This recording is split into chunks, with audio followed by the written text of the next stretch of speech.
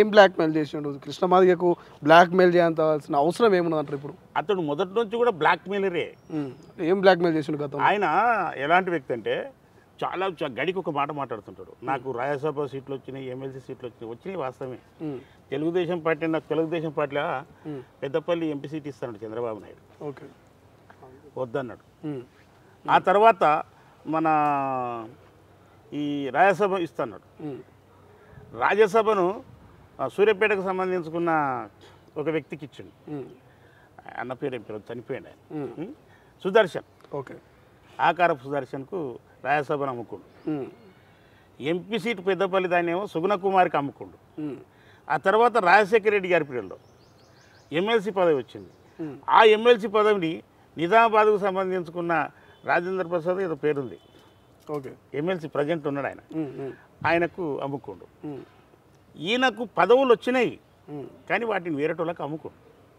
కానీ నాకు పదవులు అవసరం లేదు, కాలిగొట్టుతోనే అంటుంటాడు ఆయన. అది ఈయన యొక్క లైన్. పైసలు కావాలి నాకు, పదవులు కాదు. నెంబర్ 2, ఎందుకు బెదిరింపు అంటున్నాం?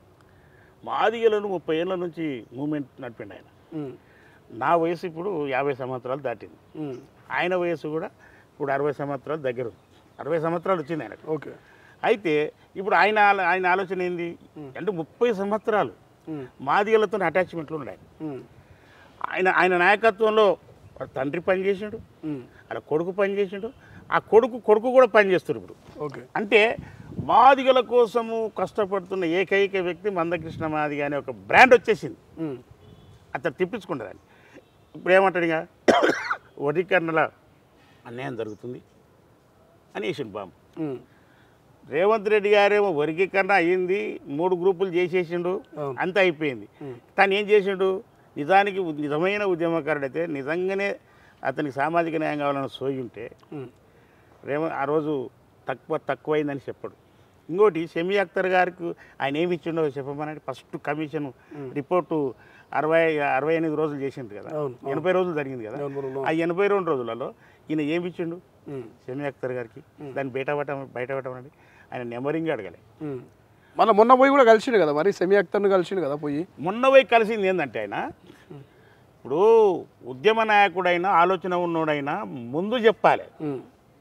ఆయన ఇచ్చిండు కదా హైదరాబాద్ కలెక్టరేట్లో మీటింగ్ జరిగినప్పుడు, ముందు చెప్పాలి. కానీ కృష్ణమాదిగ ఇప్పుడు చెప్పడం గొప్పతనం కాదు.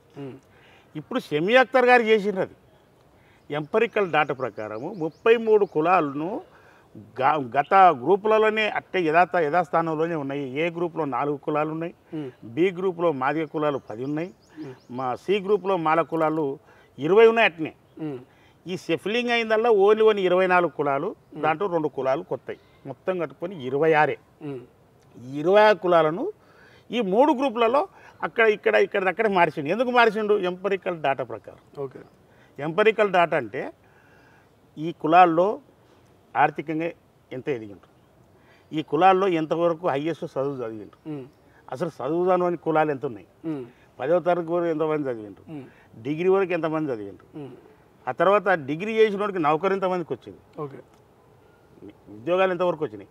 ఇంకోటి రాజకీయంగా ఈ కులాలకు ఏమైనా వార్డు మెంబరే కానీ, సర్పంచే కానీ, ఎంపీటీసీ కానీ అయ్యిండ్రా, ఇవన్నీ కూడా పూర్తిగా డాటా తీయడం జరిగింది. ఇంకొక ముఖ్యమైన విషయం ఏంటంటే ఎస్సీ వర్గీకరణ గతంలో చంద్రబాబు నాయుడు గారు చేసినప్పుడు 2000 నుంచి 2004 వరకు 4 సంవత్సరాలు ఎస్సీ రిజర్వేషన్ వర్గీకరణ అమలైంది. ఈ అమలైన కాలంలో ఈ 59 కులాలకు ఏ గ్రూపులలో అవకాశాలు వచ్చినాయి, విద్యా అవకాశాలు, ఉద్యోగ అవకాశాలు ఎట్లొచ్చినాయి, అవి ఎంతవరకు అందినాయి వీళ్ళకి, అది కూడా తీయడం జరిగింది. క్లియర్ కట్గా ఎంప్లాయ్మెంటు అటెండర్ కాంచి ఐఏఎస్ ఆఫీసర్ దాకా, అదే రకంగా రాజకీయాల ప్రకారము, అదే రకంగా విద్యా డిగ్రీ, పీజీ, పిహెచ్డీ చదివిన కులాలు ఎన్ని ఉన్నాయి, వీటన్నిటిని క్లియర్ కట్గా ఎంపరికల్ డాటా ప్రకారం చేసి 26 కులాలను షెఫలింగ్ చేశారు. కానీ ఇప్పుడు ప్రధానంగా సతీష్ మాదిగ గారు, ఇప్పుడు మందకృష్ణ మాదిగ వెనక మొన్నదాకున్న మాజీ మంత్రి మోత్కుపల్లి సతీష్ మాదిగ దగ్గర ప్రత్యక్షమైండు, ప్రభుత్వం వైపు మళ్ళీ మొగ్గు చూపుతున్నట్టుగా కనిపిస్తూ ఉంది. నిన్న ప్రెస్ మీట్లో చూస్తే అట్లా అనిపిస్తుంది. ఎందుకు అటువైపుగా ఉన్నటువంటి మోత్కుపల్లి ఇటువైపుగా ఎందుకు వచ్చింది? ఏం మార్పు జరిగింది? ఏమన్నా మందకృష్ణ మాదిగకు ప్రభుత్వం కానీ మీరు కానీ భయపడుతున్నారు? ఇప్పుడు నిజానికి చెప్తున్నాను, మందకృష్ణ మాదిగ ఎంపటి మోత్కుపల్లి నరసింహులు అన్న ఉన్నాడు, మోత్కుపల్లి నరసింహులు ఎంపటి మందకృష్ణ మాదిగ ఉన్నాడు. వాస్తవానికి మొదటి నుంచి కూడా మోత్కుపల్లి నరసింహులు అన్న ఎంపటే ఉన్నాడు. ఆ రోజు నిజానికి చెప్తున్నాను, నక్సలైట్లు టార్గెట్ పర్సన్ ఈయన ఎవరు? మందకృష్ణ. ఉమ్, నక్సలైట్లు దాడి చేసి కొడితేనే వరంగల్ జిల్లాను బహిష్కరణ చేస్తే ప్రకాశం జిల్లాకు పోయింది ఈయన. ఉమ్. ఈయన పేరు ఒరిజినల్ పేరు మంద ఎలియా. ఎవరి పేరు? మందకృష్ణ మాదిగ పేరు మంద ఎలియా. ఓకే. సో మందకృష్ణ కాదు, అసలు పేరు కాదు, ఒరిజినల్ పేరు కాదు అది. పీపుల్స్ వార్ నక్సలైట్లో ఉన్నప్పుడు ఆయన పేరు దళముల కిషన్. వాళ్ళ అమ్మ నాయన పెట్టిన పేరు ఎలియా. ఓకే. మంద ఎలియా. ఆయన పీపుల్స్ వార్లకు పోయినప్పుడు కిషన్. అందులో నుంచి బయటకు వచ్చిండు. బయటకు వచ్చిన తర్వాత గవర్నమెంట్ ఒక ట్రాక్టర్ ఇచ్చింది, లొంగిపోయిన నక్సలైట్లకు ఇస్తారు. ఓకే. ఈయన ఏం చేసిండు, ఈ గన్నెట్రాలు స్టోన్ కట్టర్ కార్డు కొట్టేసుకొని ఈ పెద్ద పెద్ద కాంట్రాక్టర్ల దగ్గర పోయి మాట్లాడేది.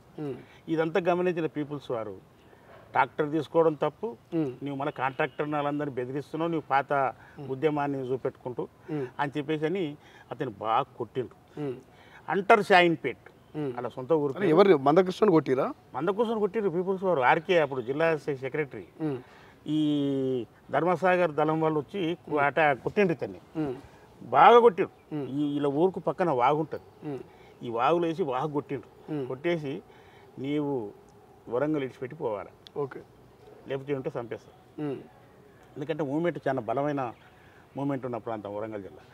ఇటువంటి వాళ్ళని క్షమిస్తే అందరు ఈయనలాగానే తయారవుతారని ఆ దశలో అతనికి వార్నింగ్ ఇచ్చి ఎలగొడితే ఆయన ప్రకాశం జిల్లా పోయాడు. ప్రకాశం జిల్లాకు ఎవరి దగ్గర పోయి చేరండి, ఈయన మాజీ నక్సలైట్ కేజీ సత్యమూర్తి దగ్గర పోయి చేరండి. ఈయన కేజీ సత్యమూర్తి దగ్గర పోయి చేరండి. అంటే ఇది పరిస్థితి. ఆ తర్వాత మూమెంట్ చేసుకుని ఈ ఎంఆర్పిఎస్ పెట్టాడు 94. అయితే ఈ మంద ఎలియాస్ మందకృష్ణ మాదిగ. వాస్తవానికి ఈయన పుట్టిన పేరు సర్టిఫికెట్లు అంతా మంద ఎలియా అని ఉంటుంది. ఈయన చదువుకుండు కదా 10వ తరగతి వరకు. మంద ఎలియా అంటే అప్పుడు క్రిస్టియన్, అంటే ఈయన క్రిస్టియన్లో బీసీసీ గ్రూప్కు సంబంధించిన వ్యక్తిన మందకృష్ణ మాదిగ అని పెట్టుకొని మూమెంట్ నడిపిండు. సరే, సంతోషం, ఉద్యమం చేసినాం, వచ్చింది. ఇప్పుడు ఫలాలు అందినాయి కదా. ఈ వాతావరణం ఉన్న ఈ కృష్ణ మాదిగ ఆ రోజు ఉద్యమం స్టార్ట్ అయినప్పుడు 96లో హైదరాబాద్లో పెట్టారు కదా, అప్పటిదాకా ఈయన హైదరాబాద్కి రాలే. అయితే ఈయన ఎక్కడన్నా లీగల్గా తిరుగులాడితే కూడా నక్సలైట్ అటాక్ చేసే పరిస్థితి ఉంది. ప్రపంచంలో ఏ మూల ఏ క్షణం ఏం జరుగుతుందో వేగంగా తెలుసుకోవడానికి తొలి వెలుగు వాట్సాప్ ఛానల్ని ఫాలో చేయండి.